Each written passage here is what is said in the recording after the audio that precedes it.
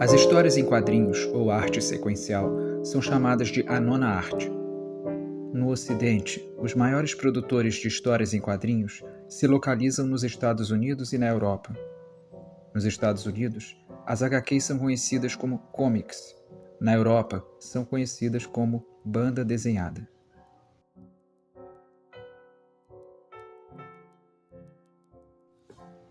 Após a Guerra Fria, o cientista político estadunidense Samuel Huntington publicou um livro chamado Choque de Civilizações, onde defende que países da América Latina e da África não fazem parte da civilização ocidental. Porém, esta opinião não é um consenso dentro da academia, e nem mesmo na mídia e na opinião pública. Como grande parte da produção quadrinística de outras regiões foi influenciada pelos Estados Unidos e pela Europa, este documentário seguirá por este caminho, considerando os quadrinhos de países como o Brasil como quadrinhos do Ocidente.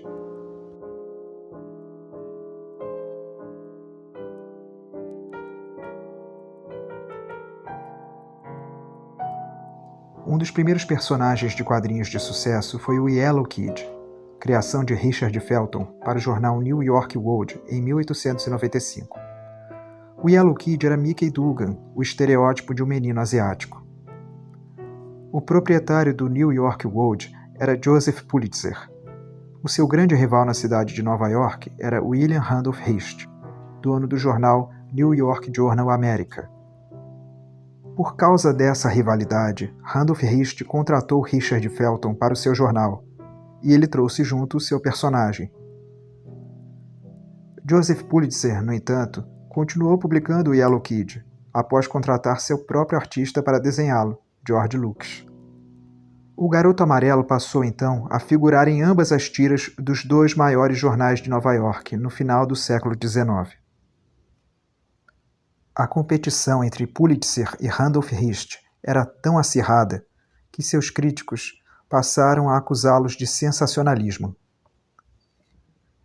E, como ambos publicavam o Yellow Kid, daí originou-se a expressão imprensa amarela, no Brasil mais conhecida como imprensa marrom, aquela que está sempre ligada a notícias sensacionalistas. Achei interessante você começar com o Yellow Kid, porque ele é tido como um marco dos quadrinhos, né, ocidentais, embora ele não seja o primeiro quadrinho, né, que foi produzido no Ocidente. Ele acabou se tornando esse marco por conta do tipo de veiculação que ele teve, né? Ele era veiculado nos jornais com um objetivo bem claro, que era de trazer mais leitores imigrantes que não eram falantes da língua inglesa, né? Para lerem os jornais, né? E ele surgiu com esse intuito, mas já no Brasil mesmo, já tinha Angelo Agostini, já tinha vários personagens, inclusive na Europa, né? O primeiro personagem licenciado teve seus produtos licenciados para fazer objetos, por exemplo, foi um personagem europeu, que era o Alice Loeffler, e era inclusive produzido por uma mulher. Tem um livro do Rogério Campos, o Imageria. Esse é um livro muito bom, que ele tenta recuperar a história desses quadrinhos que vieram antes do Yellow Kid, né? Dessas narrativas, muitas vezes, assim, que nem sempre podem ser consideradas como histórias em quadrinhos, mas o Yellow Kid ele acabou sendo um marco justamente porque ele trazia nas suas histórias as falas, né, na roupinha dele, e depois passaram a ser balões que eram vinculados em jornal. Então ele se tornou esse marco e acaba sendo ponto de partida para muita gente que estuda, né, quadrinhos.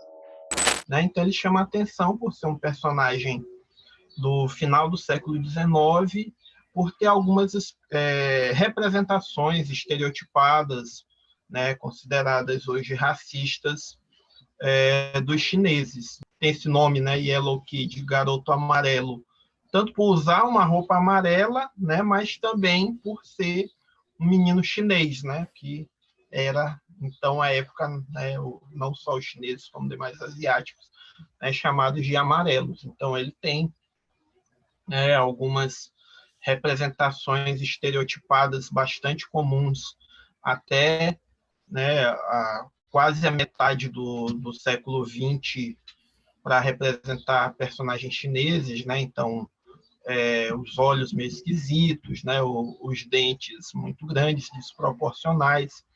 Então, ele é considerado, por algumas leituras mais atuais, né? Algumas discussões sobre como que os diferentes povos são representados nos quadrinhos como um exemplo de uma representação caricatural estereotipada de uma população não branca. As representações estereotipadas de asiáticos continuaram por muitos anos.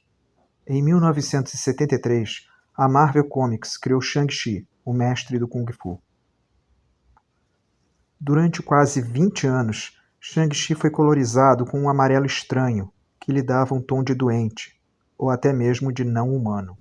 Somente a partir de 1991, Shang-Chi passou a ser colorizado normalmente na Marvel. Porém, de todos os povos étnicos não brancos, aquele que mais marcou os quadrinhos ocidentais, com certeza foram os judeus. Os quadrinhos de super-heróis dos Estados Unidos, eles são marcadamente, né, principalmente no início, um ambiente onde existiu um grande número de artistas judeus, né, tanto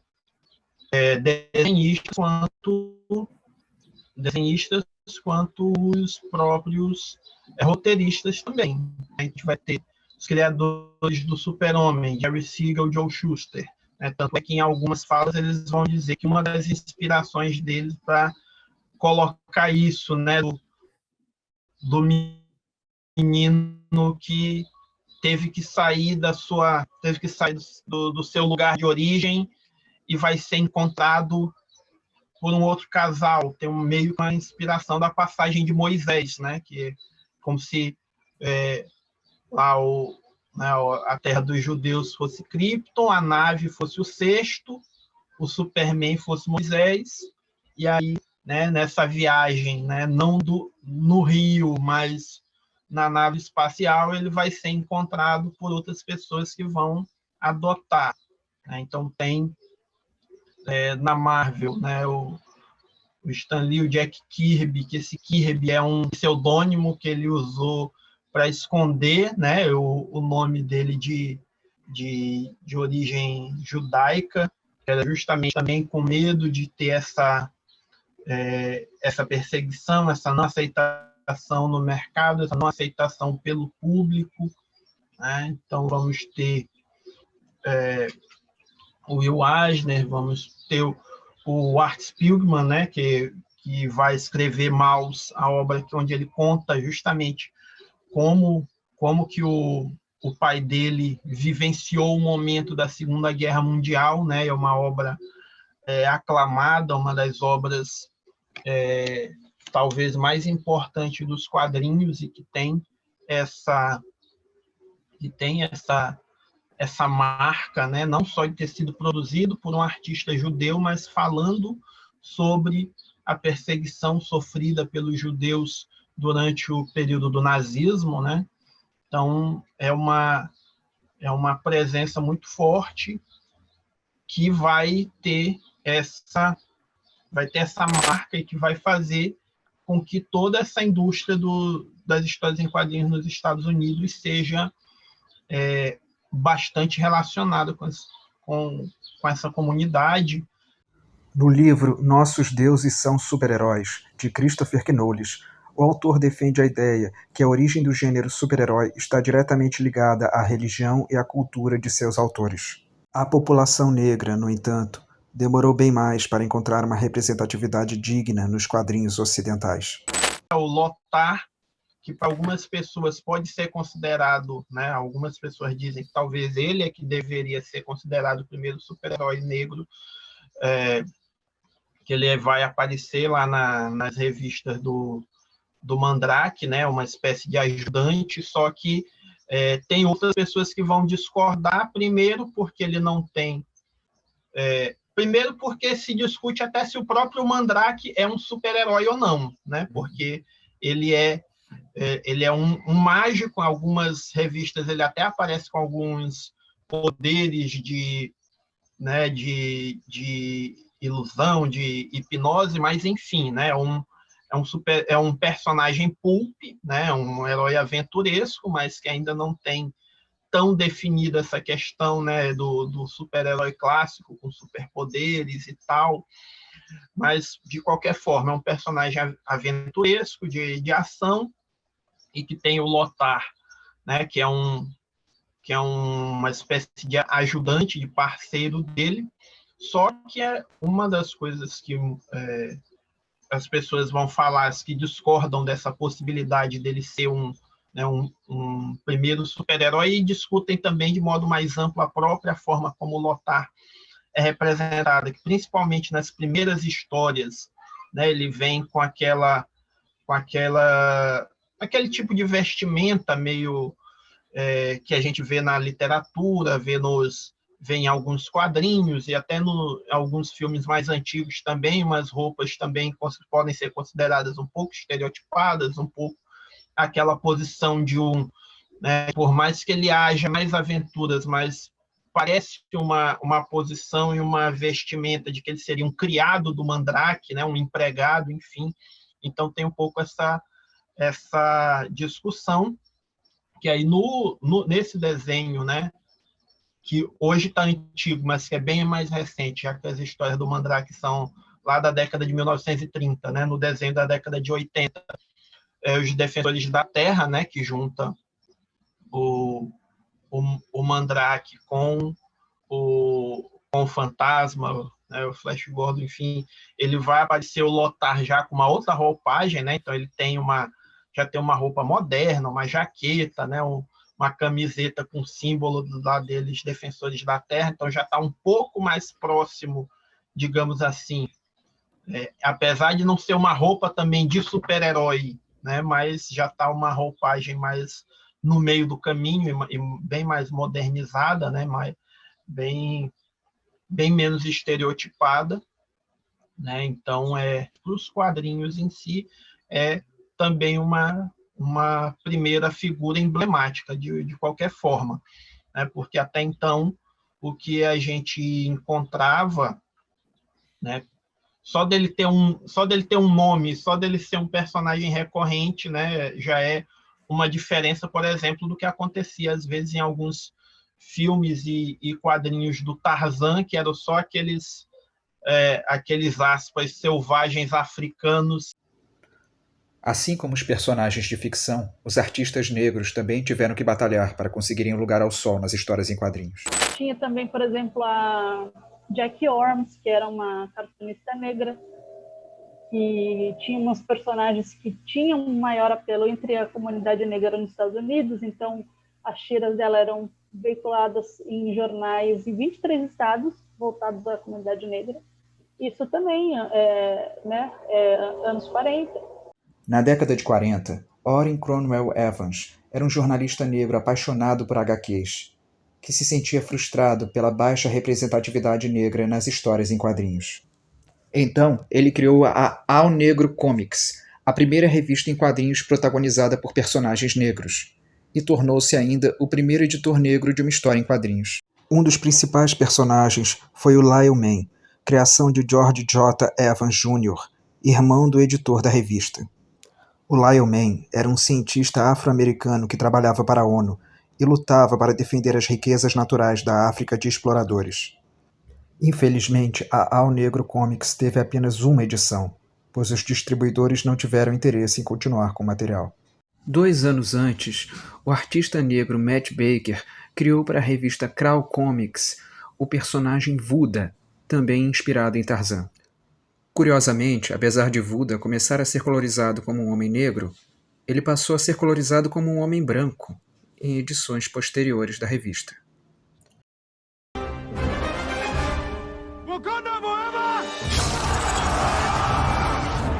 Em 1966, Stan Lee e Jack Kirby criam Pantera Negra para a Marvel. E pela primeira vez, um herói negro na África atinge sucesso de público nos quadrinhos ocidentais. O Pantera Negra, né, lançado em 1966 como coadjuvante das histórias em quadrinhos do Quarteto Fantástico, né, com essa roupagem clássica do super-herói, talvez seja, se não o primeiro, mas o mais emblemático que a gente pode falar num primeiro momento, né?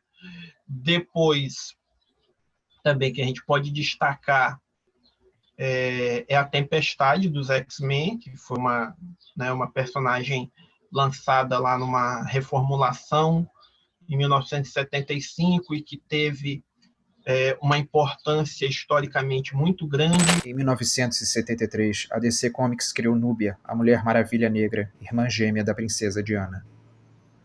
Mas foi na Marvel Comics que a representatividade negra ganhou cada vez mais força. Em 1969, a editora criou o Falcão.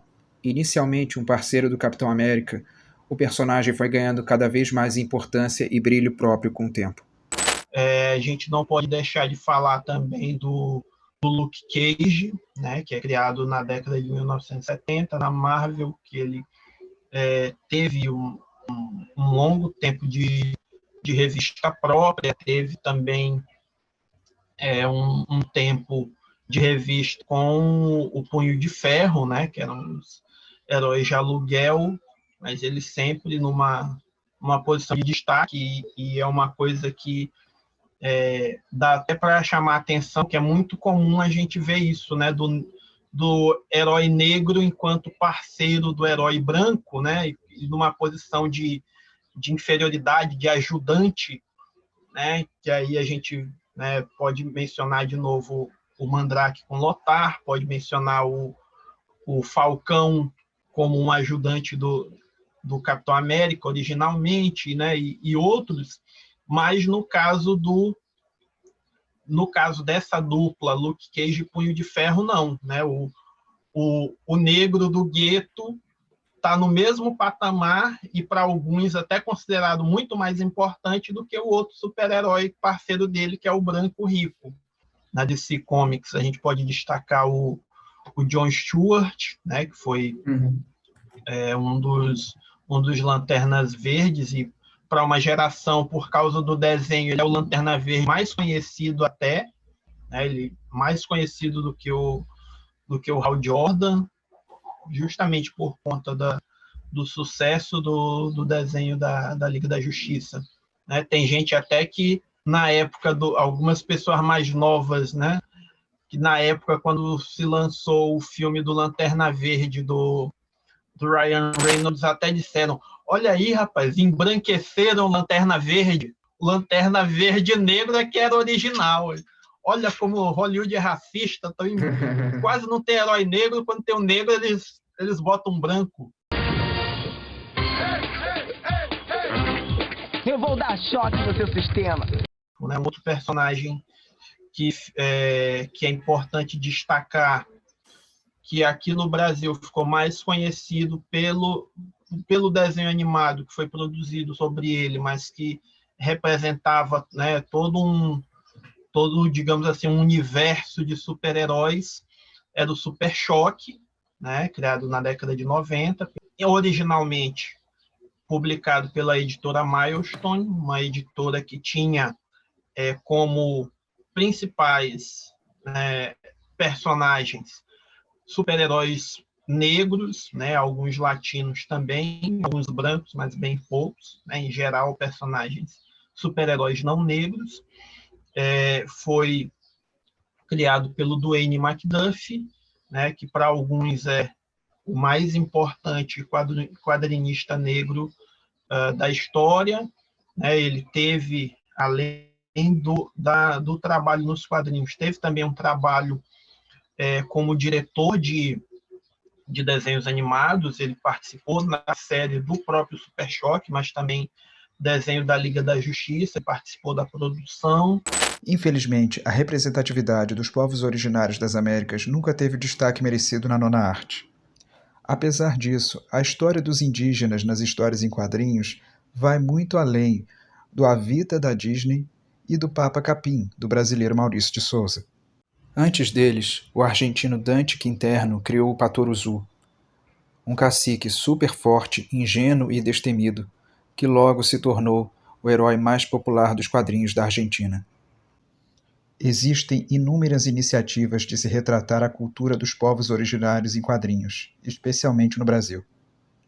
Um bom exemplo disso é a publicação recente da HQ Causos de Visagens para Crianças Maluvidas, obra de Marcelo Borari e Raquel Teixeira, membros do coletivo de quadrinistas indígenas. Através de pequenas histórias de terror, os autores procuram perpetuar as tradições da Amazônia.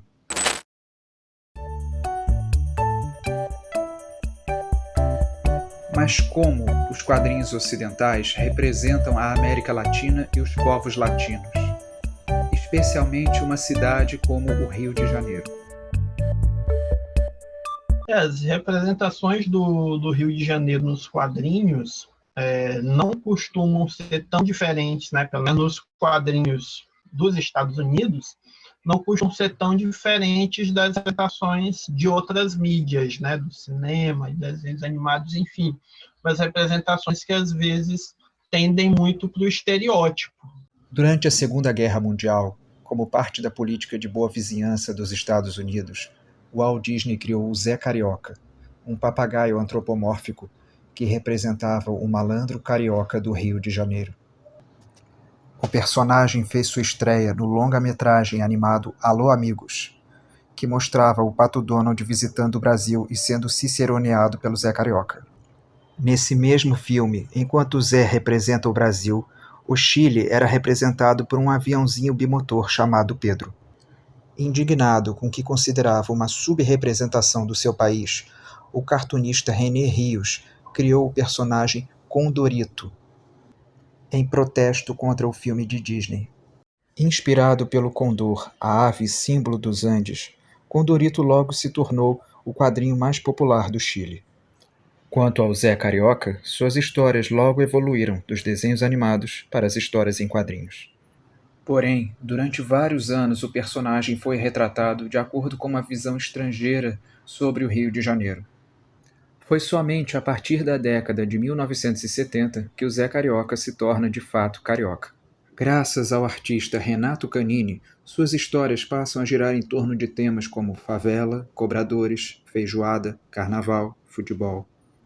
A grande ironia disso tudo é que Renato Canini não é carioca, é gaúcho, e nunca esteve de fato no Rio de Janeiro. Além do papagaio, outros personagens famosos das histórias em quadrinhos também já passaram pelo Rio de Janeiro, como o Wolverine e o Batman, que chegou a viver 2 aventuras na Cidade Maravilhosa. Nos anos 90, ela me salta mais à mente, me marcou um pouquinho mais, que eu me lembro que eles fizeram até aqueles pôsteres de banca de jornal, que era a capa da revista, com o Cristo no fundo, né? É muito emblemático aquilo, né? O Cristo Redentor no fundo e o Batman na frente e tal. Mas a história em si, ela não apresenta nada assim muito memorável, falando assim como fã, porque vai muito pelo caminho do estereótipo, né? Aquela percepção que o estadunidense tem da América Latina, uma coisa muito limitada, até a questão visual, a questão da arquitetura, que não condiz com o que é a realidade no Rio de Janeiro.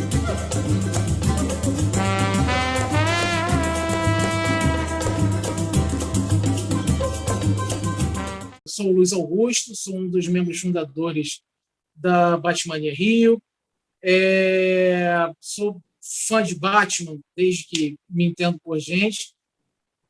E a Batmania, o grupo Batmania Rio se formou em 2011, mais ou menos, com o Paulo Chacon e o Diogo. A gente já se conhecia há um tempo, da época do Orkut, e a gente resolveu dar continuidade no legado da galera da Ordem Filosófica do Homem-Morcego. Em 2012, Em 2014, nós fizemos exposições no Castelinho do Flamengo, no Centro Cultural do Valdo Viana Filho. E foi a primeira exposição, em 2012, foi A Sombra do Morcego, no qual a gente falava sobre os três diretores até então, né, que eram o Tim Burton, o Joel Schumacher e o Christopher Nolan, que na ocasião estava até encerrando a trilogia dele. E depois, em 2014, a gente conseguiu fazer uma exposição em homenagem ao Animated, que foi muito bacana também. E, paralelo a isso, nós fazíamos eventos relacionados ao público nerd, participávamos de eventos também, montando salas temáticas do Batman, levando material da nossa coleção particular para fazer exposições itinerantes, né? Já a produção de quadrinhos feita por artistas do Rio de Janeiro costuma ser muito diferente da visão estrangeira, como é o caso, por exemplo, da obra Eu Sou Lume, de P.J. Kaiowá. Que é uma história de uma personagem feminina negra, maravilhosa. Assim, eu não sou muito chegada em história de super-heróis, assim, de maneira geral, né? Acompanho muito pouco, porque eu não tenho muita paciência. Mas, e principalmente quando você tenta reproduzir isso no Brasil, copiando, né, os personagens estadunidenses. Mas o PJ fez um trabalho fenomenal, colorização, a maior parte das coloristas que ele utiliza são mulheres, né? Então você tem a Natália Rodrigues, você tem a Fabi Marques e outras coloristas muito boas. E ele tem um trabalho incrível com essa personagem, que é uma personagem que é de uma das favelas, né, do Rio, e ela tem a questão dos superpoderes dela, de estar descobrindo os superpoderes dela e como que esses superpoderes vieram. Então, envolve uma investigação e uma teoria da conspiração, mas ele trabalhou isso muito bem. É uma personagem que não é sexualizada e não está ali só para atender, por exemplo, o olhar, né, do público masculino. Ele inseriu até a Marielle Franco na história, então, assim, se passa... Ele colocou cenários assim, que são facilmente reconhecíveis assim, pelo público leitor, entendeu? Que é uma história que vale muito a pena ler. Todavia, quando se fala em representatividade nos quadrinhos brasileiros, quem imediatamente vem à mente das pessoas é a Turma da Mônica do brasileiro Maurício de Souza. A começar por um de seus protagonistas, o Cebolinha. Ele é uma criança que sofre de dislalia, um distúrbio da fala que o faz trocar a letra R pela letra L. Também podem ser destacados outros personagens representativos criados por Maurício de Souza e sua equipe. São eles: Tati, uma menina com síndrome de Down; Luca, um menino cadeirante; André, um menino autista; Dorinha, uma menina cega inspirada na ativista Dorina Novil; o clássico personagem Humberto, um menino mudo; o Igor e a Vitória, um menino e uma menina soropositivos; Amir, um menino de muletas; e a Sueli, uma menina surda.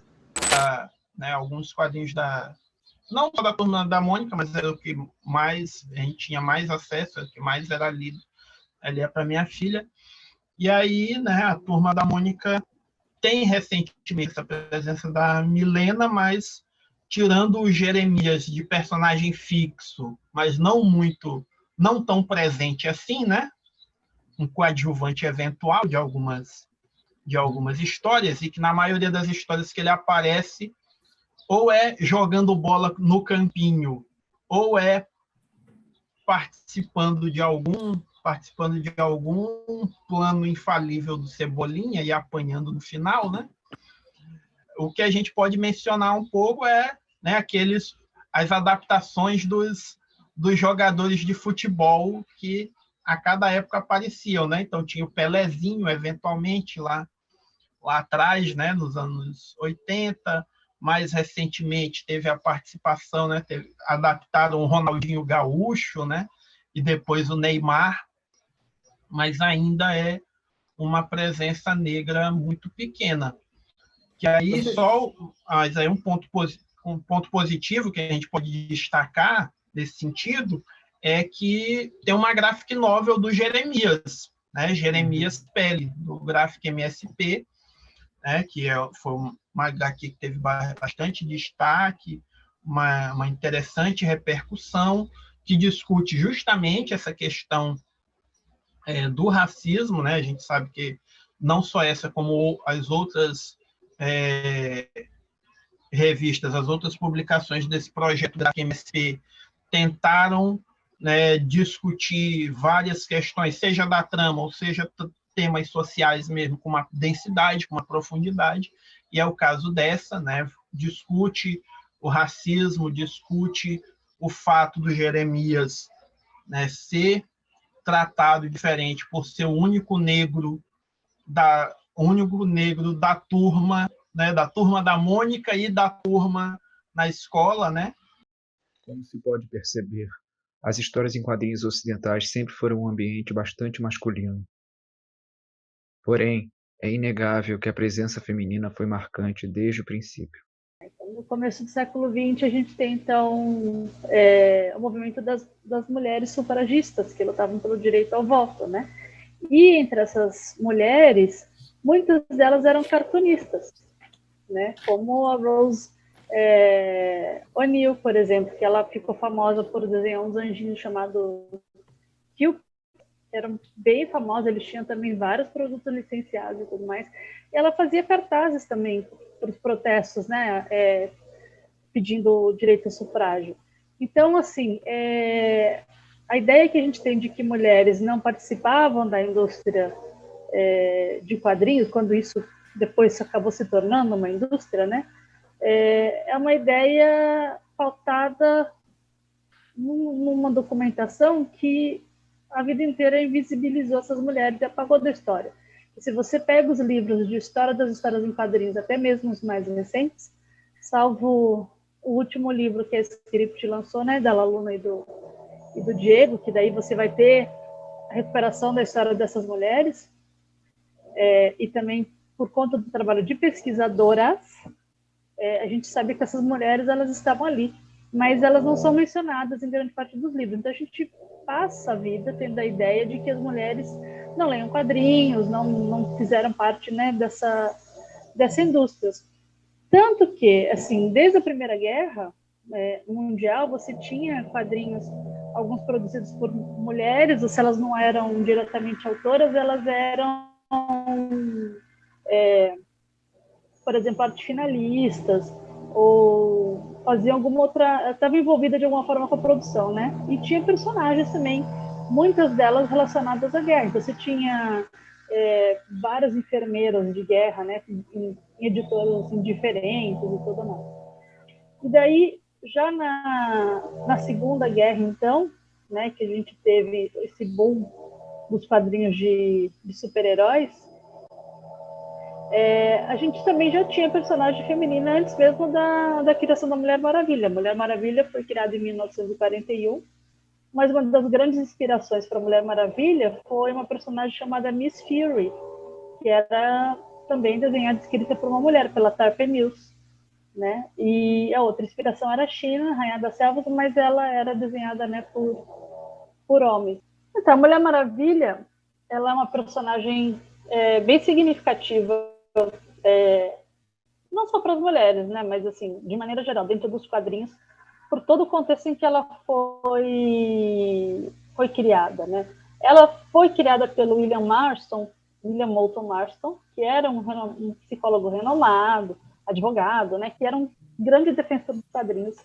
Ele foi chamado pelo Max Gaines, na época era o editor da EC Comics, para criar um personagem que fosse menos polêmico, porque assim, já tinha um burburinho naquela época, já tinha uma tendência de dizer que os personagens em quadrinhos, né, os super-heróis, eram muito violentos. Então ele queria afastar essa polêmica, né, de violência e tudo mais. Só que o que o Max Gaines não sabia é que a própria vida do Moulton, né, do Marston, era muito polêmica. Se tivesse essas coisas em torno dele, tivesse vida à tona naquela época, muito provavelmente a gente não teria a Mulher Maravilha. Além da Mulher Maravilha, William Marston ficou conhecido também pela invenção do polígrafo, um aparelho que media a pressão das pessoas para saber se elas estavam mentindo. E, em sua vida privada, escondia o fato de ser bígamo. Ele era casado com uma advogada também brilhante, Elizabeth Holloway, foi uma das responsáveis pela edição da Enciclopédia Britânica e tudo mais. E também tinha um relacionamento com a sua aluna de psicologia, a Olive Byrne. E eles viviam na mesma casa. E cada uma das suas esposas teve 2 filhos, eles criaram os filhos juntos dentro da casa. Eu tenho contato com a neta dele, né? E ela disse, assim, em outros documentos, né? Até assim, que quem teria sugerido que esse personagem, não personagem, fosse uma mulher, foi uma das esposas dele, teria sido a Elizabeth, né? Em 2017, foi lançado o filme biográfico Professor Marston e as Mulheres Maravilhas. Dirigido por Angela Robinson e contando com alguma liberdade poética, a obra aborda o relacionamento entre William, Elizabeth e Olive, e como essa relação ajudou a criar a personagem Mulher Maravilha. Ele, que era, além de bígamo, era uma pessoa extremamente... se identificava muito com o movimento das sufragistas, né? Então ele era um homem que acreditava no direito igual, ele acreditava também que as mulheres eram emocionalmente superiores aos homens, pelos estudos dele. Ele tem uma teoria que até hoje é relevante dentro da psicologia, que é a teoria DISC, que se chama, né? Que fala sobre dominância, influência, complacência e... dominância, influência, complacência e submissão. Então, todas essas coisas do contexto dele, da realidade dele, ele levou para os quadrinhos da Mulher Maravilha, e são, assim, facilmente identificáveis, né? Então, você tem o laço da verdade, que é referente ao polígrafo, né? Então, você é obrigado a dizer a verdade. Você tem a ideia da Mulher Maravilha como uma personagem que acredita no amor, na justiça e na verdade, uma ideia assim, de que as pessoas se submeteriam a esse amor espontaneamente, entendendo que o amor ele é a resposta, né, para todas as coisas. Então ela é uma personagem que, idealmente, no seu cerne, na sua essência, foi criada como uma personagem diplomática, né, que tem amor pela humanidade e tudo mais. Então, e não é só isso, né? Ele, como se identificava muito com as sufragistas, ele tem episódios, né, tem passagens na Mulher Maravilha, dos quadrinhos, que ele tem lá representado, né, uma mulher lutando pelo direito à voto e tal. E para representar essa personagem, ele escolheu um outro colega, né, o Wade Peter, que também tinha relação com o movimento sufragista, né? O Wade Peter, ele desenhava numa coluna chamada Modern Woman, né, Mulher Moderna, da revista Judge, e era uma coluna também dedicada a discutir questões como aborto, como direito das mulheres, como direito à contracepção, isso, né, início do século XX. Então, na primeira metade, né, do século XX, antes dos anos 50. Então, o Wade Peter, ele já tinha trabalhado com uma cartunista sufragista, que é a Lou Roger, que inspirou, inclusive, vários desenhos da Mulher Maravilha, porque nos desenhos da Lou Roger, por exemplo, ela tem imagem de mulheres se libertando de correntes, né, se soltando, e essas correntes seriam as amarras do patriarcado, da maternidade e tudo mais. Isso foi representado diversas vezes nos quadrinhos da Mulher Maravilha, várias vezes ela se soltando de correntes, se amarrando. A quantidade de vezes que a Mulher Maravilha aparece amarrada e se soltando foi motivo já de diversas teses e artigos, né? E todas essas representações, mas você vê o impacto que ela tem entre o público feminino, é tão grande que em 68 ela perdeu os poderes dela nas histórias em quadrinhos, né? O Dennis, onde tirou os poderes dela, ela virou uma dona de boutique, lutadora de Kung Fu. A intenção dele foi boa, assim, tipo, a intenção por trás disso era boa, tanto que tinha uma história que não foi publicada depois, estava para sair, e a Mulher Maravilha lutava numa clínica de aborto, assim, numa clínica de aborto no começo dos anos 70, contra uns vilões lá e tal. Então, assim, claramente essa ideia era, né, defender o direito das mulheres e mostrar que ela era uma mulher incrível, mesmo independente desses poderes e tal. A ideia era boa, só que não colou entre o público em geral. E a Gloria Steinem, que já era uma feminista bem conhecida, assim, na época ela tinha acesso, né, aos editores da DC e tudo mais. Ela mesma foi lá na DC e falou: olha, não dá, isso daí não tem condição, você tem que restituir os poderes dela, né? Ela fez uma campanha para isso, ela publicou a primeira revista feminista dos Estados Unidos e colocou a Mulher Maravilha na capa com os dizeres Mulher Maravilha para presidente. É uma personagem tão representativa nesse sentido que a Trina Robbins me conta que quando surgiu o seriado, no final dos anos 70, o seriado com a Linda Carter, elas tinham lá as suas reuniões para organizar os protestos e luta por seus direitos e tal, mas elas paravam para assistir o seriado e diz que vibravam juntas e aplaudiam e gritavam. Uma artista feminina de grande repercussão no início das histórias e quadrinhos ocidentais foi a cartunista negra Jack Ormes. A Jack, ela produziu esses quadrinhos, né, essas tiras que eram vinculadas em jornais. Ela tinha uma personagem que se chamava Torch Brown e era uma personagem mais próxima à realidade das mulheres negras nos Estados Unidos. Era uma personagem batalhadora, que enfrentava problemas assim cotidianos, né? Não tinha nada a ver ainda com super-heróis, nada disso. Ela tinha questões do dia a dia mesmo, tinha filho e tudo mais, né? Algumas revistinhas, depois ela teve revistinhas também, ela seguia o mesmo molde, né, das revistas dos anos 40, 50, que traziam aquelas bonequinhas de papel, as paper dolls, né, com roupinhas, né, para as meninas recortarem e colocarem na personagem. Durante a Segunda Guerra Mundial, várias mulheres passaram a ocupar postos de trabalho antes ocupados por homens que estavam nos campos de batalha. Com o fim da guerra e o retorno dos homens, iniciou-se então um conflito social, pois essas mulheres se recusavam a voltar ao papel de simples donas de casa. São personagens que lutavam contra o nazismo. Com o fim da Segunda Guerra, a maior parte desses personagens deixou de existir. Foram poucos os personagens que continuaram existindo. A Mulher Maravilha, o Superman, o Batman foram alguns deles, mas grande parte foi descontinuado porque os Estados Unidos, por exemplo, não queria mais ter essa associação, né, com a guerra. E você tinha um outro contexto também, né? As mulheres, elas tinham tomado, então, vários espaços de trabalho, porque os homens estavam fora. Né? Então, elas estavam produzindo quadrinhos, elas estavam dirigindo caminhão e outras coisas.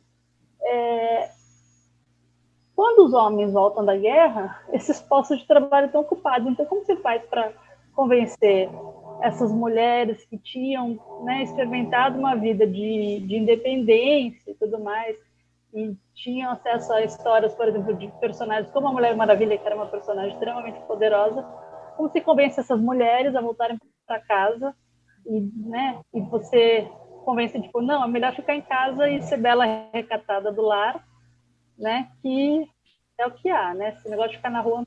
Então, começou uma campanha nos Estados Unidos muito forte, né, que a gente chama de backlash, que é o retrocesso, para que essas mulheres voltassem para casa. Isso vai se refletir não só nas propagandas e na cultura de maneira geral, mas nas histórias em quadrinhos também. Então, os personagens passaram a seguir um modelo de romance adolescente, bem parecido com o Art mesmo, né?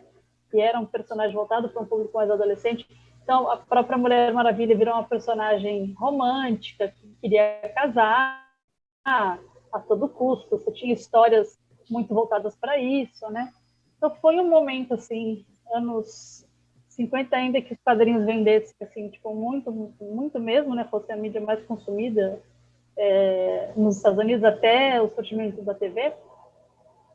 Foi um momento muito ruim, assim, para as mulheres, né? As mulheres, então, saíram da produção desses quadrinhos, né? Quem queria continuar fazendo quadrinho foi fazer isso de maneira alternativa, underground, né? Principalmente nos anos 60 e 70, porque a indústria passou a ser realmente dominada por homens. Durante este período, alguns artistas homens criaram personagens femininas que passaram a ser abraçadas pelo feminismo. Em 1966, Charlie Schulz criou a Patty Pimentinha, uma amiga do Charlie Brown que usava sandálias ao invés de sapatos e que adorava praticar esportes, geralmente reservados aos meninos. A década de 60 também viu surgir os X-Men, um grupo de super-heróis que sempre deu protagonismo e representatividade às personagens femininas. Entre elas, Jean Grey, Kitty Pryde, que é judia, e Ororo Monroe, a Tempestade, que é negra.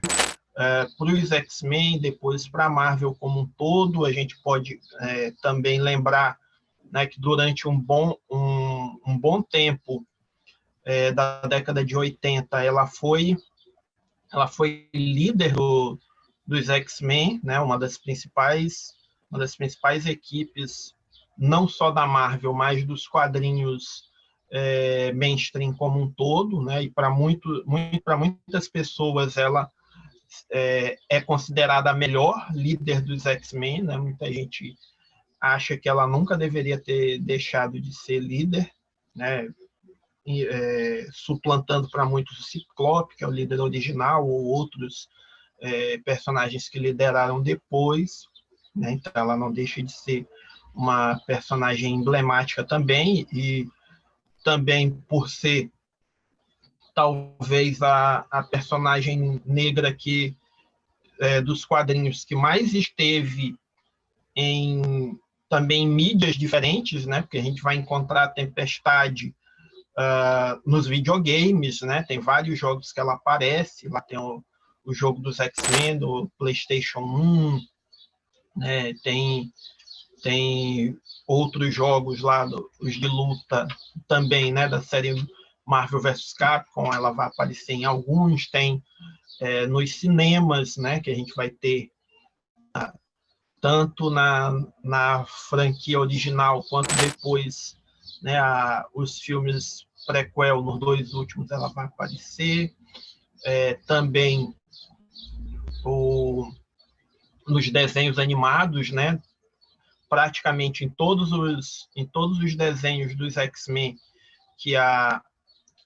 todos os desenhos dos X-Men que foram produzidos, praticamente a gente vai encontrar a Tempestade, né, naquele clássico dos anos 90, vai ter o X-Men Evolution, Wolverine e os X-Men, né, as várias versões de desenhos animados. Em 1962, Jean-Claude Forrest criou a personagem Barbarella, uma aventureira espacial que exercia livremente sua liberdade sexual e que inspirou o filme homônimo estrelado pela atriz Jane Fonda. Já em 1969, surgia a vampira alienígena Vampirella, criação do escritor Forrest J. Ackerman e da artista Trina Robbins. E entre essas mulheres estava lá a Trina Robbins, que produzia quadrinhos underground, né? E depois ela começou a produzir um quadrinho chamado Misty, que foi publicado no Brasil também, que era de uma personagem forte, né, e super independente, né, já nos anos 80, mas a gente teve esse tempo aí em que as mulheres elas foram meio que expulsas, né, da indústria dos quadrinhos. E na medida que elas foram, né, fazendo seu caminho de volta, né, tentando, né, forçando o seu retorno, a gente tem mulheres como a Gayle Simone, por exemplo, que é uma grande roteirista de histórias em quadrinhos mainstream, né, que ela teve um clique, assim, ficou chocada com a história do Lanterna Verde nos anos 90, que a namorada dele aparecia picotada, né, na geladeira. E isso deixou ela tão chocada que ela parou para pensar se isso não era uma coisa comum nos quadrinhos, né? A forma como as mulheres são constantemente representadas. Ela fez um levantamento, essa lista existe até hoje, se a pessoa procurar o site, né? Women in Refrigerator, né? Que significa mulheres na geladeira. Esse termo, Women in Refrigerator, acabou virando um termo recorrente, né? Um termo do meio dos quadrinhos, para se referir à forma como as mulheres são retratadas, né, nos quadrinhos. Porque ela constatou que a maior parte das mulheres, a maioria esmagadora dessas mulheres, era morta, violentada, estuprada, ou descontinuada, ou desaparecia, simplesmente para justificar o protagonismo masculino. Em 1973, o vilão Duende Verde matou Gwen Stacy, namorada do Homem-Aranha. até hoje o feminicídio mais famoso das histórias em quadrinhos, e o que provocou a maior comoção no público. A Gwen, ela é uma daquelas personagens que você mata, né, para justificar o protagonismo do personagem masculino, ela e várias outras.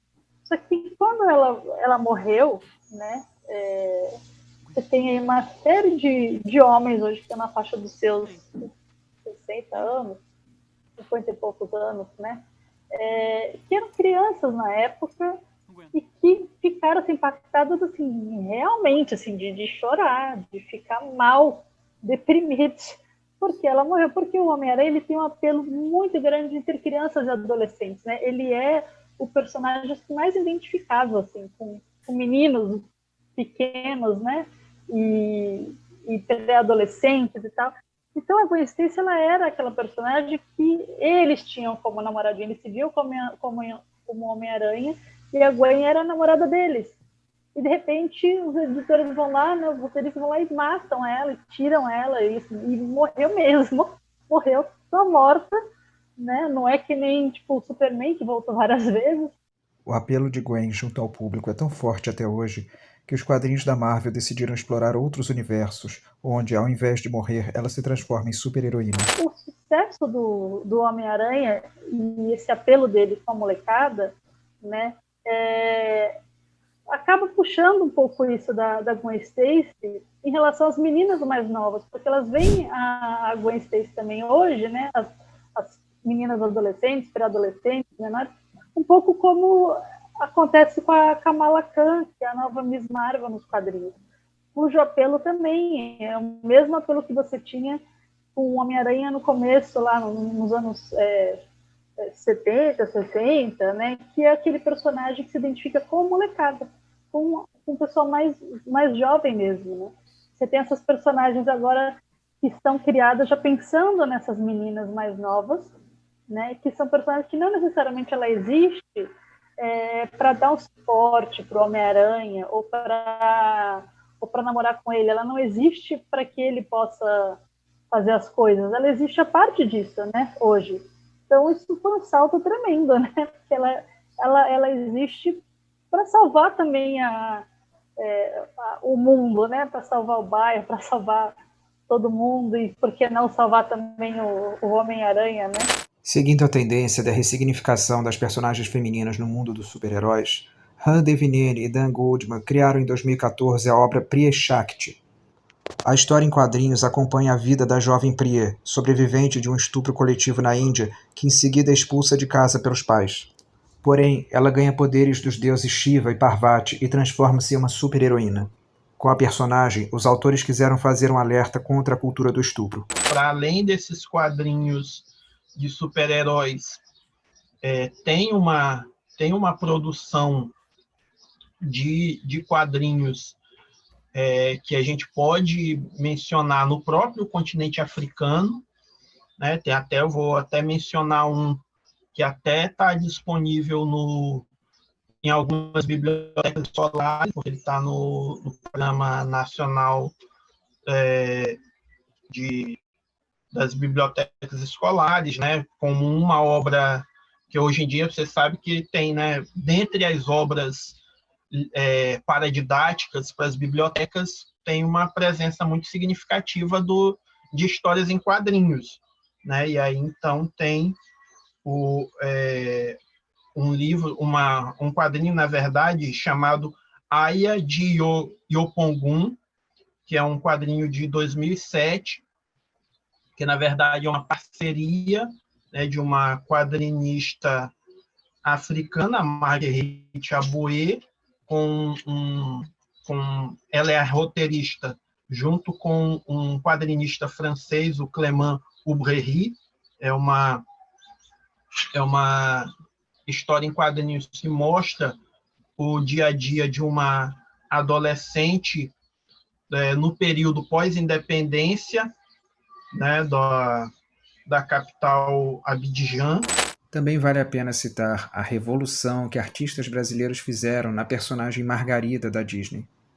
Primádio Mantov, Gerson L. B. Teixeira e Euclides K. Miyaura foram responsáveis por redefinir a personalidade da namorada do Pato Donald.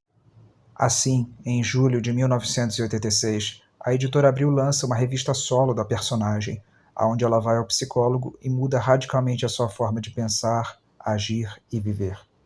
Deixando para trás a sua retratação como mera consumidora fútil, a Margarida torna-se inteligente, objetiva e proativa socialmente. Desafiando o machismo da sociedade e do próprio namorado, a personagem com isso tornou-se um retrato muito mais fiel da mulher do final do século XX. Em 1994, a cartunista argentina Maitena lança a tirinha Mulheres Alteradas, alcançando incrível sucesso no mundo todo e tornando-se uma das artistas mais respeitadas dos quadrinhos. A gente vai seguir, acaba seguindo, né, essa ideia difundida em vários lugares assim, do mundo, não só aqui, de que mulher não gosta de fazer quadrinho, mulher só faz quadrinho sobre determinadas coisas e não sobre outras. Eu sou Fanny Loss, nasci no Espírito Santo, sou capixaba, mas em 2013 eu fui trabalhar no Rio de Janeiro. Fui chamada para trabalhar no Rio, já trabalhava num jornal, que é o A Tribuna de Vitória, e já tinha um certo tempo que eu estava querendo morar no Rio de Janeiro, e aí eu recebi um convite para ser infografista no jornal Brasil Econômico. E eu não pensei duas vezes e fui. Aí era para eu sair um dia e estar lá no outro para começar, e fui. Eu pulei de cabeça no Rio de Janeiro, fiquei 2 meses morando em albergue no Rio de Janeiro, até conseguir um lugar para mim, mas eu posso dizer que foi um dos melhores períodos da minha vida, quando eu fui trabalhar no Rio, porque no Rio de Janeiro eu comecei a ter contato com uma porção de pessoas da área do cartoon que eu admirava até então, né? Admirava bastante, mas eu só conhecia pela obra. Eu nunca imaginava que eu iria conhecer essas pessoas pessoalmente, né? Eu nunca imaginava. E quando eu estava lá no Rio de Janeiro, eu comecei a realmente participar mais dos encontros de cartunistas, porque antes eu ficava muito isolada lá no Espírito Santo, não conhecia praticamente nada, nunca tinha participado de nada. Aí no Rio de Janeiro, assim que eu comecei a trabalhar no jornal, eu já fui chamada para participar de uma exposição de caricaturas. Quem me chamou foi o Zé Rodrigo Leão, que ele trabalhava no jornal na época, e ele ficou sabendo, né, que eu tinha entrado, e ele estava fazendo uma exposição sobre a Leila Diniz, e com mulheres fazendo ilustrações sobre assim, ilustrações não, caricaturas da Leila Diniz. Eu fiz, né, uma caricatura em cima da hora, porque ele já estava com praticamente quase tudo montado, e mandei para ele. Falou, não, ótimo, né, mais uma para participar. E eu gostei muito, indo indo lá na exposição, eu conheci várias pessoas. Conheci a Liliana, que foi uma grande parceira minha de trabalho, a gente fez até uma exposição juntas depois. Conheci o Wikenda, conheci o Luciano Magno, conheci várias pessoas nessa noite, e, assim, à medida que eu ia conhecendo pessoas, né, elas iam me apresentando outras, aquela coisa, e assim, minha rede dentro do Rio de Janeiro de contatos foi se expandindo. Teve mesmo na Europa com bastante publicação de mulheres. Teve prêmio do Angoulême, que é o maior prêmio de quadrinhos, né? Um dos maiores prêmios de quadrinhos do mundo, que não premiou nenhuma mulher há um tempo atrás. As mulheres tiveram que fazer protestos, mas no Brasil a gente passa por algo muito semelhante. Lógico que dentro desse universo eu vivi alguns momentos em que a gente se sentia incomodada, que achava que você estava mais cumprindo uma função de, vamos chamar uma mulher para formar isso daqui, porque a gente não tem nenhuma, então a gente precisa mostrar que está, né, que tá abrindo espaço para as mulheres, e às vezes eu sentia um pouco isso, mas ao mesmo tempo eu não posso dizer que eu não fui muito bem acolhida, porque eu fui, pelo menos dentro de onde eu circulei. Houve algumas... Sempre, o que acontecia muito, né, que até hoje acontece, com colegas minhas também, né, que já falaram disso, é que quando você tem um amigo que é cartunista, principalmente assim, e que geralmente, né, ele é mais velho, quase sempre fica aquela coisa. Se você anda com ele, é porque alguma coisa tem. Ou ele está te protegendo, né? Ou então tá falando na lata, ó, ele deve estar te comendo. Ouvi depoimentos de quadrinistas sobre coisas que elas ouvem também a respeito dos seus trabalhos. E ele falou assim, essa aqui é a Stefânia, uma cartunista, e ele olhou para minha cara. Foi engraçado, porque nesse dia estava fazendo um calor insuportável no Rio de Janeiro, para variar, né? E eu tinha colocado eu estava de vestido curto, aquela coisa toda, né? A gente foi para a rua, não esperava que ia encontrar tanta gente assim. E ele me olhou de alto a baixo, assim, estava meio bêbado, me olhou de alto a baixo e falou, cartunista, sei. A convite da editora Script, eu lancei com a Laluna Machado o livro Mulheres e Quadrinhos, que reúne 120 mulheres envolvidas com quadrinhos do Brasil. E daí você tem desde mulheres que só fazem letra dentro do balãozinho, a reticulista, a editora, a tradutora, quadrinista, colorista, né? Tudo que existe sobre quadrinhos, no processo de produção de quadrinhos, você tem alguma mulher representando essa área, né, no livro. Ele acabou ganhando dois prêmios HQ Mix, né, que é o maior prêmio de quadrinhos do Brasil. E entre essas artistas, a gente tem as artistas do Rio de Janeiro, né? Algumas delas estão no livro, outras não, mas a gente tem, por exemplo, no livro, a gente tem a Alice Pereira, que tem um trabalho muito importante de conscientização sobre transfobia, porque ela fez o quadrinho Felicidade, ela tem as tirinhas, né, Pequenas Felicidades Trans, que ela vai abordar desde a sua transição de gênero, né, até o dia a dia dela, né, assim, como quadrinista, ou coisas bem didáticas, tipo, o que você não deve falar, né, quando você encontrar uma mulher trans e coisas assim do tipo. A Thais Linhares, que além de ser quadrinista, ela é uma das maiores ilustradoras de livro infantil do país, né? E ela tem também um trabalho assim, muito versátil. Você pega o portfólio da Thais Linhares, ela consegue desenhar tudo que é técnica, tudo que é material. A Roberta Araújo, que também é do Rio de Janeiro, né? Se não existisse a Roberta Araújo, muito provavelmente não existiria o meu livro Mulheres e Quadrinhos, porque ela fez a primeira coletânea de mulheres nos quadrinhos, né? Há uns anos atrás. Ela reuniu algumas artistas, né? E publicou também via financiamento coletivo. A Priscila Oliveira, né? Que junto com ela é roteirista da série Confinada, que é uma série de quadrinhos muito, muito, muito famosa nas redes sociais. Ganhou sua versão impressa agora. E o financiamento de Confinada foi um dos mais bem-sucedidos da história de todo o Catarse. Superou os grandes vencedores aí, que é um quadrinho que vai abordar questões sociais, né, na pandemia, né? Então, as relações, por exemplo, das empregadas domésticas de uma família assim, muito rica, né? E como que essa família trata essas pessoas e tudo mais. Então, o trabalho da Priscila realmente tem uma importância assim, que merece ser destacada, né? A gente tem a Cora Ottoni, que ela tem um quadrinho super divertido chamado Cora Stein, e ela também brinca com questões assim do cotidiano, né? É bem assim de humor mesmo, né? Quem mais que eu posso lembrar?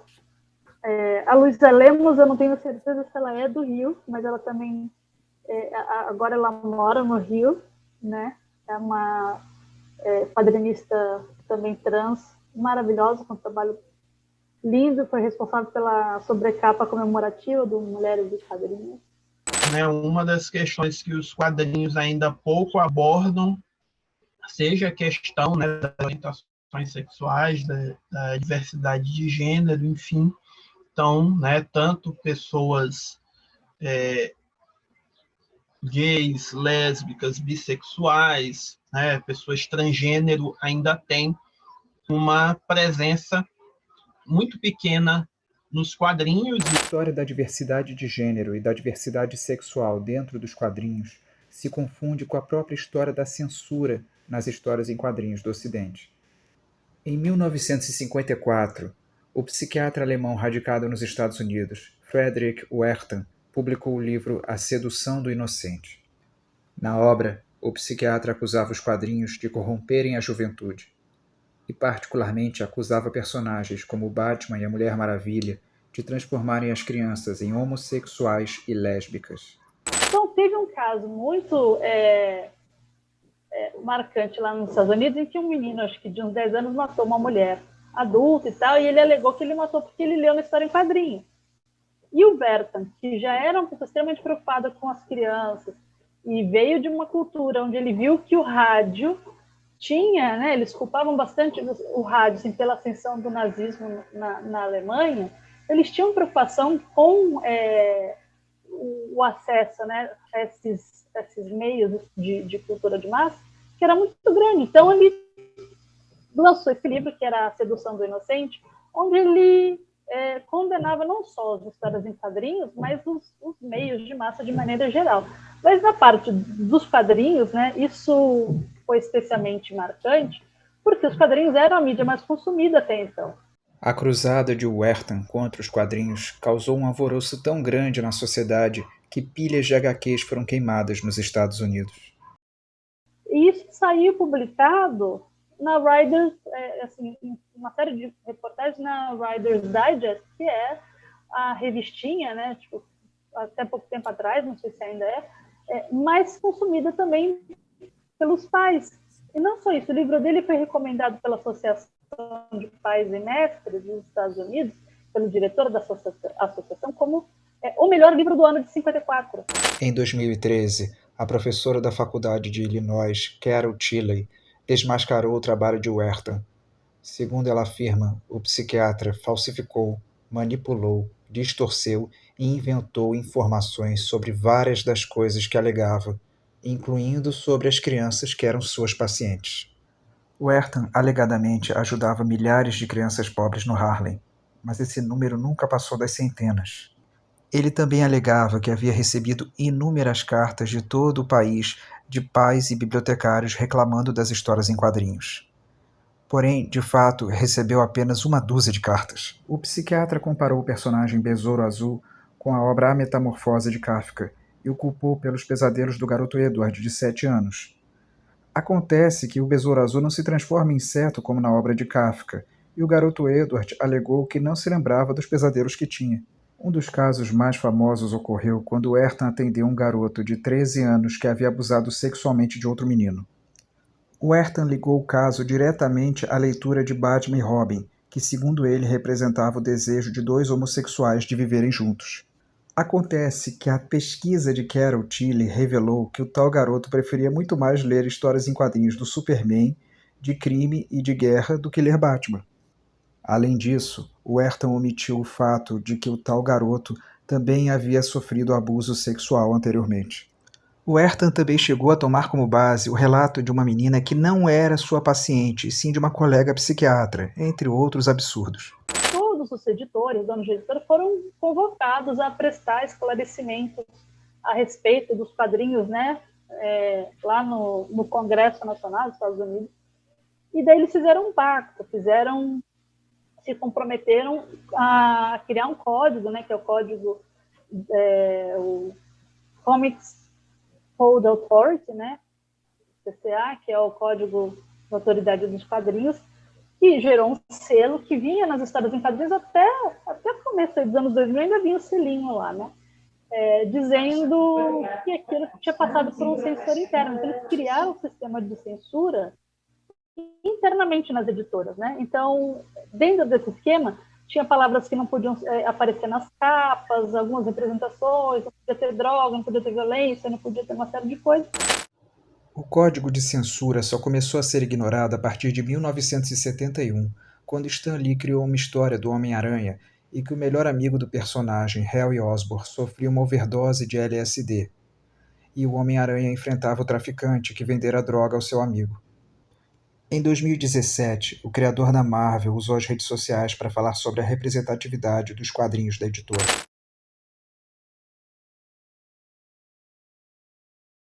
Want you to know, Marvel has always been and always will be a reflection of the world right outside our window.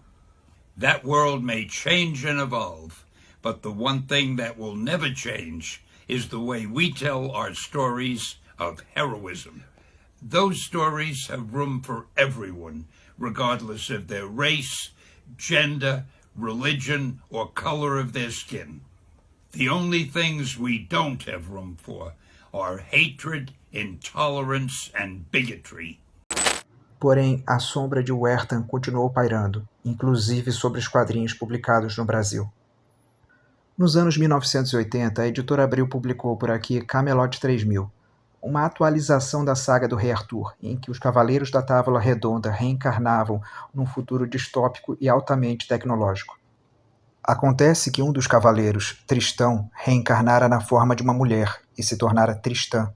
Após vivenciar muitos conflitos internos e externos, Tristã decide viver intensamente o seu amor por Isolda, o mesmo par romântico com quem vivera o amor na era medieval e que também reencarnara no corpo de uma mulher.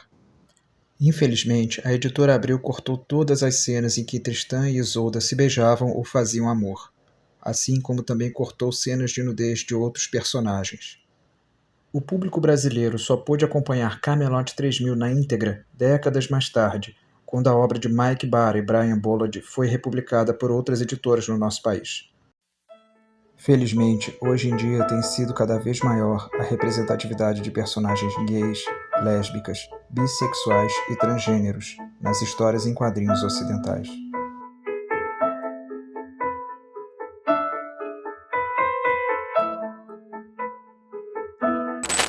Em 2013, a escritora e desenhista Julie Marot publicou na França a HQ Azul é a Cor Mais Quente. A história conta a descoberta sexual de uma adolescente através do seu romance com outra menina lésbica que usava um peculiar cabelo azul. Um grande sucesso na França, a graphic novel foi adaptada para o cinema e conquistou a Palma de Ouro no Festival de Cannes. No entanto, as histórias em quadrinhos ocidentais que desafiam a heteronormatividade continuam sendo alvo de censura, boicote e até mesmo ameaça. Teve, alguns anos atrás, a tentativa, do ex-prefeito e bispo da Igreja Universal, Marcelo Crivella, tentando censurar uma HQ, que estava sendo vendida na Bienal do Rio de Janeiro, que falava em grande parte não só disso, mas falava em grande parte também de dois personagens, dois super-heróis, Hulkling e o Icano, que eles são um casal, que eles namoram. Primeiro, que existem outras questões que merecem esse tipo de atenção do governo, né?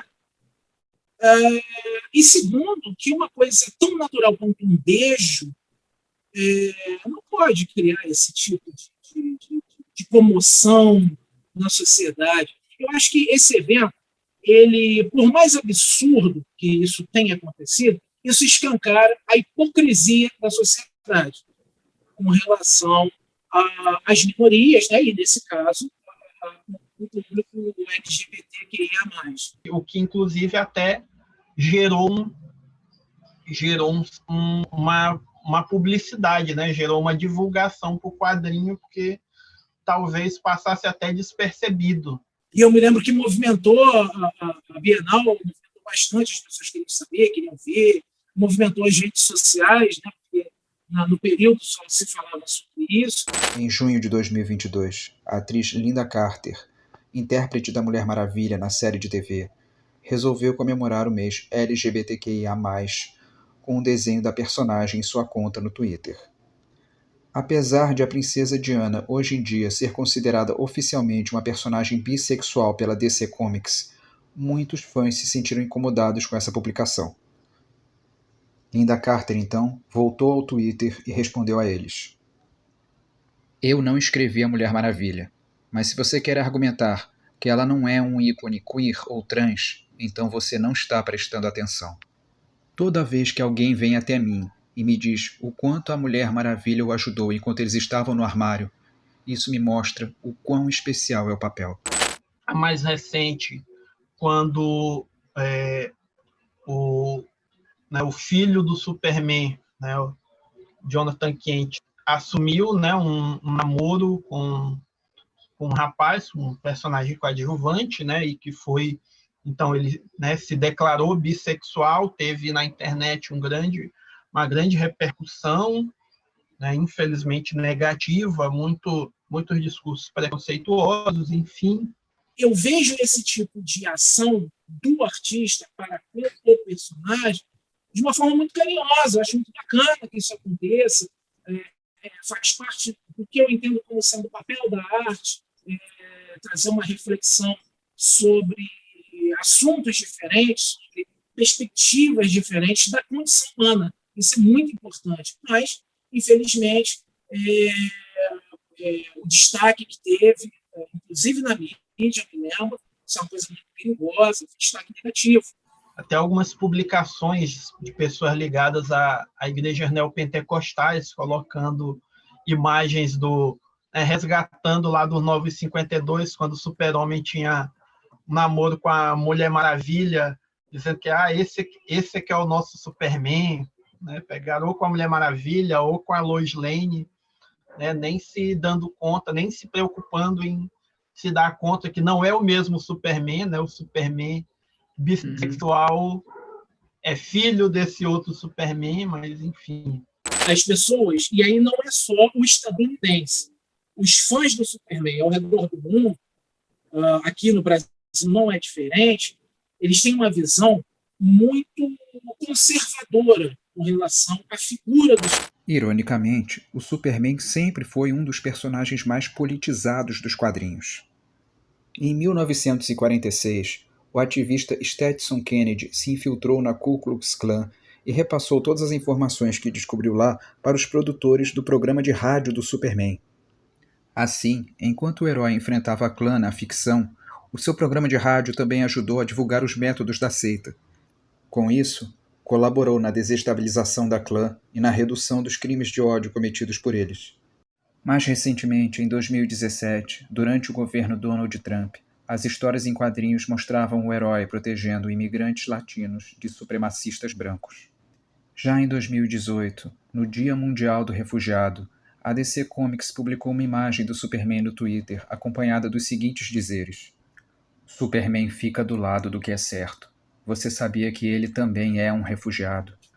No Dia Mundial do Refugiado, seja como um Superman e fique do lado do que é certo. Fique do lado dos refugiados. Além do Superman, muitos outros personagens dos quadrinhos do Ocidente foram usados como forma de crítica social. A Mafalda, ela é contestadora politicamente, né? O papel dela, ela tem um papel político muito grande. Então, quando o Keno criou, ela criou no intuito de contestar questões relacionadas à política. Então, ela é uma forte crítica política e social. Bueno, hasta luego, hijita. Vengo a buscarte a la salida. No, mamá. Si tú se parte y estoy en casa. Chao. Adiós.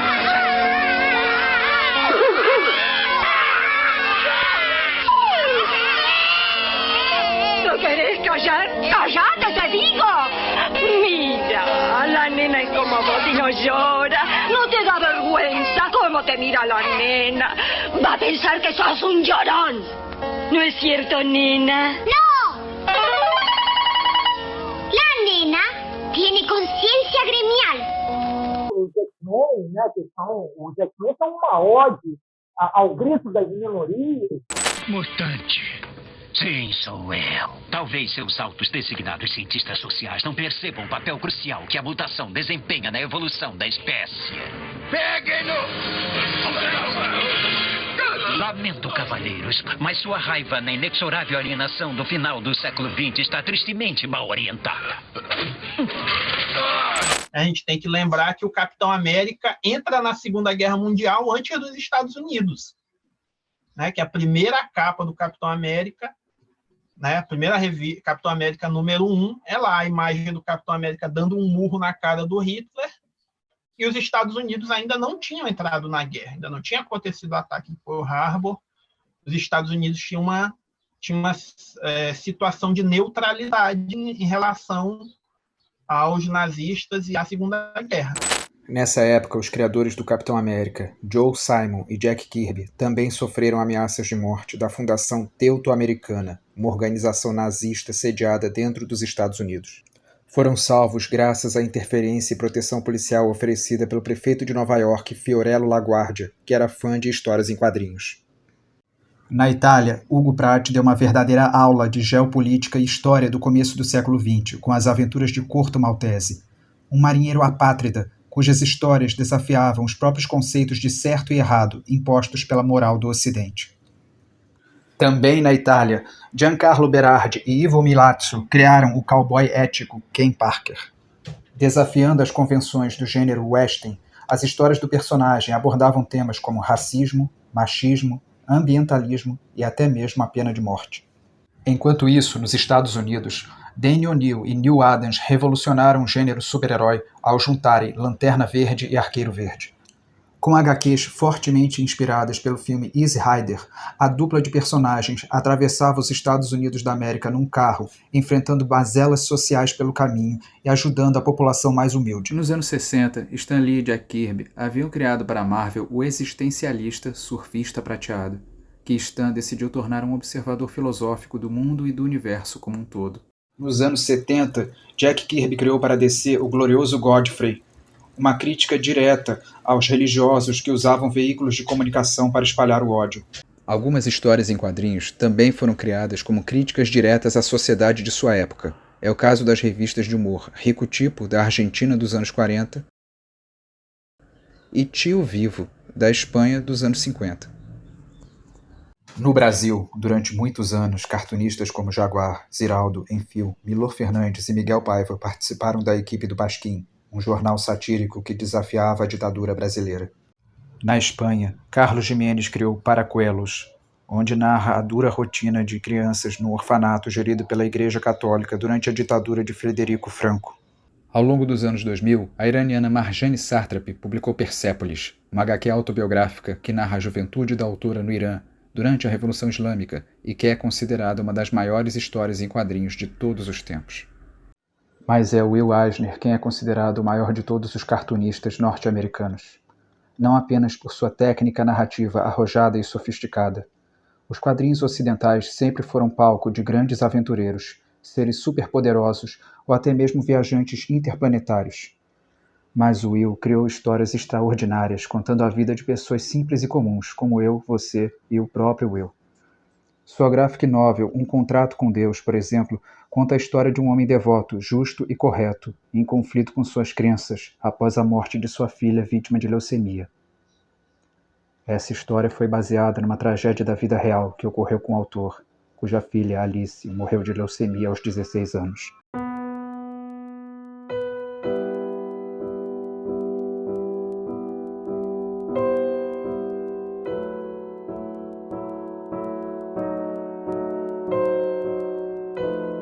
Porém, Will não era perfeito.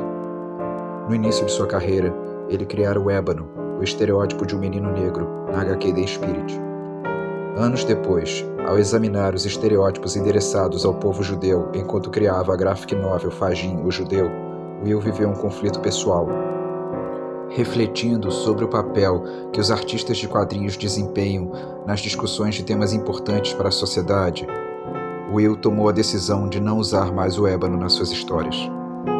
A representatividade nas histórias em quadrinhos do Ocidente nunca parou de crescer.